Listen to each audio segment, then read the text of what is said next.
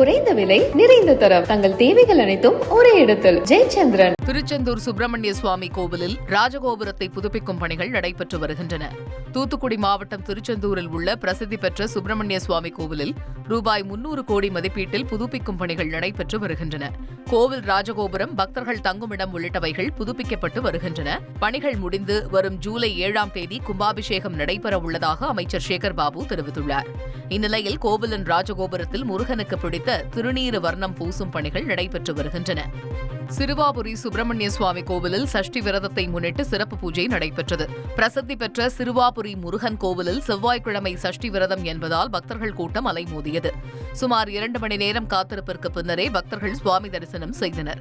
ஆலயத்தின் பின்புறம் உள்ள வேப்ப மரத்தடியில் நெய் தீபம் ஏற்றி வழிபாடு செய்தும் செங்கற்களை அடுக்கி வைத்தும் பக்தர்கள் நேர்த்திக்கடன் செலுத்தினர். ஞானம் அளிக்க வல்ல நாயகனே, நாயகனே,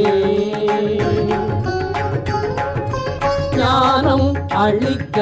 உலக நன்மை வேண்டி பழனி மலையடிவாரத்தில் புலிப்பாணி ஆசிரமத்தில் நடைபெற்ற சிறப்பு யாகத்தில் ஜப்பான் நாட்டை சேர்ந்தவர்கள் கலந்து கொண்டு வழிபட்டனர்.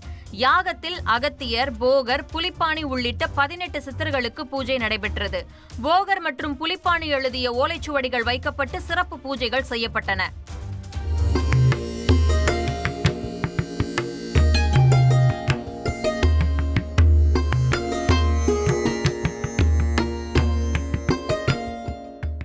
தொடர்ந்து வேத மந்திரங்கள் முழங்க 100க்கும் மேற்பட்ட மூலிகைகளை பயன்படுத்தி யாகம் நடைபெற்றது.